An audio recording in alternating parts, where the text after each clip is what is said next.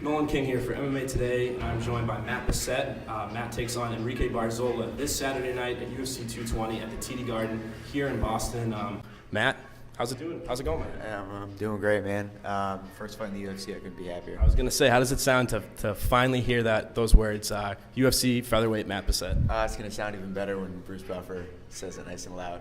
Absolutely, and could there be a better place to do it here than here in New England at home? You know what? Time and time again, I've wanted that fight, like that last-minute call-up. I've been ready, and Sean's known that I've been ready for a while, but, like, this feels right. You know, being at home, fighting in front of the hometown crowd is it's really nice. I got a ton of people coming, even though, like, I just got the fight, 5 days ago or something like that. There's still a bunch of people that just bought tickets.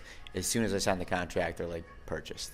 You know? That's amazing, and I've been following you a long time on the regional scene. I've seen all the work you put in. 10 years being a pro, and you finally make it here. Was there ever a point where you thought that you wouldn't necessarily be here? Yeah, last week. Yep, honestly. For the longest time, it was just like I was thinking it's just a matter of time. It's a matter of time. Myself and everybody I know, it's a matter of time. It's gonna happen. But you know what? It's like, for whatever reason, on Wednesday, the day before I signed the contract on Thursday, and I was told on Thursday.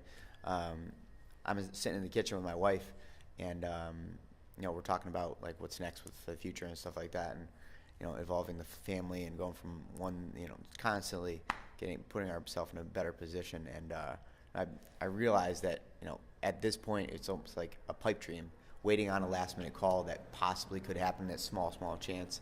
I didn't want to hold us back any longer, so I was like, this is going to be my last fight. I told her, and she's like, well, no. And I'm like, I'm going to retire after this fight. She says, you don't have to do that. What I'm saying is, and it ended up being me making the decision to, at least in that moment, not any longer, right? Making the decision to, that be my last fight, defend the title against Jamal Emmers, and then, if the UFC calls, they call. I take the fight, but I'm not going to be hanging on by a limb. I'm going to find a full-time job and stick with that, and less than 24 hours later, I get this call, and I'm like, flips upside down. It's crazy. Yeah, that's amazing, man. I saw that pretty heartfelt, a couple of Facebook posts that you put out. Really speaking from the heart, so that's a really, really cool story. Yeah, that was the day before. The day before I found out. Right? That is wild. It's crazy. Yeah. And, then the news breaks. Arnold Allen is out of UFC Boston. I was the one that put that news out originally. I see all these tweets start rolling in. Sign the Mangler, sign at Mangler, BJJ. You got to Matt Bessette. From the point that you saw that news, did you reach out to Sean, or did they contact you, or how did this whole thing come about? Yeah, it was. I can't remember exactly what time it was, but I'm teaching a private lesson. Probably around 1 o'clock. I think I was teaching private. About 1:15, probably 1:30.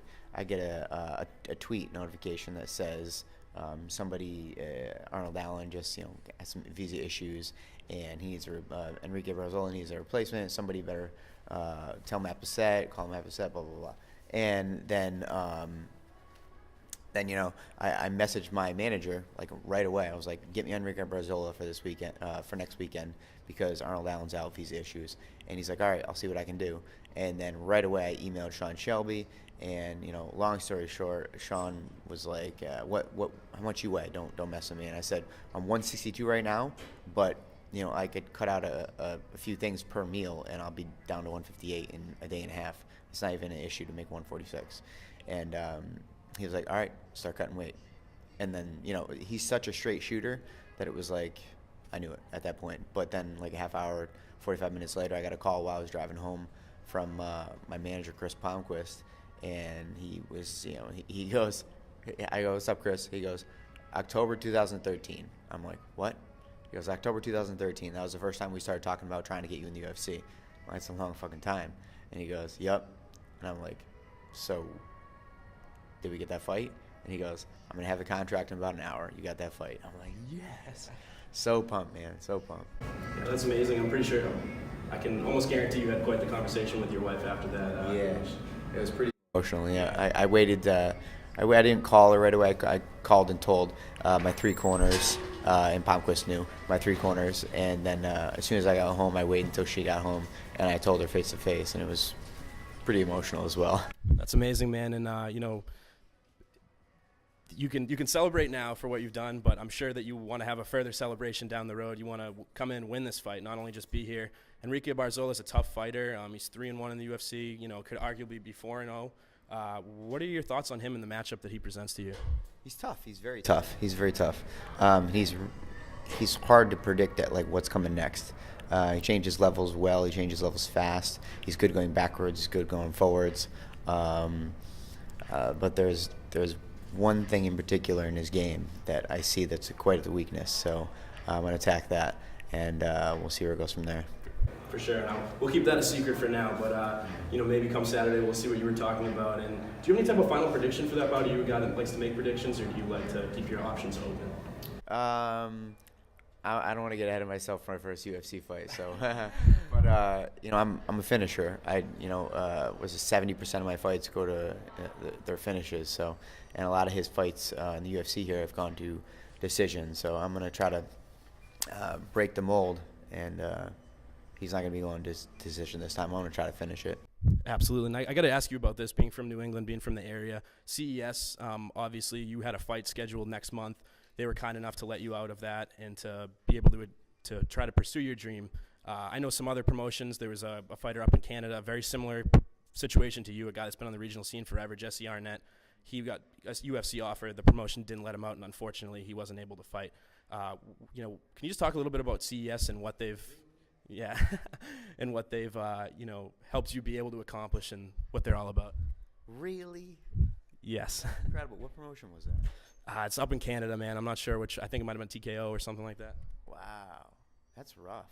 It's a tough one. Yeah, I felt pretty bad when I heard that. That's really rough. Yeah.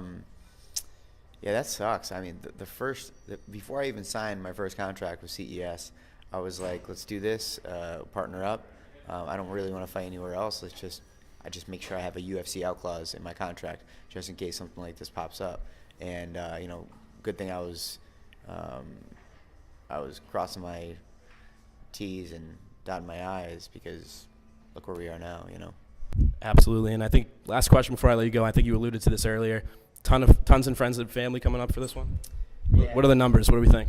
Oh, I don't know. There's a lot of people that purchased tickets that didn't tell me, but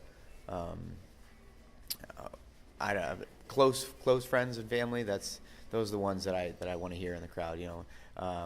There's probably at least 100, if not 200 people showing up to Underdog MMA, where my home gym is, where I train in Hartford, Connecticut, and they put up the projector screen and stuff like that, and there's a lot of people that just get drinks and eat the whole time and have a good time, do some jiu-jitsu, whatever, and then watch the fights on the projection screen.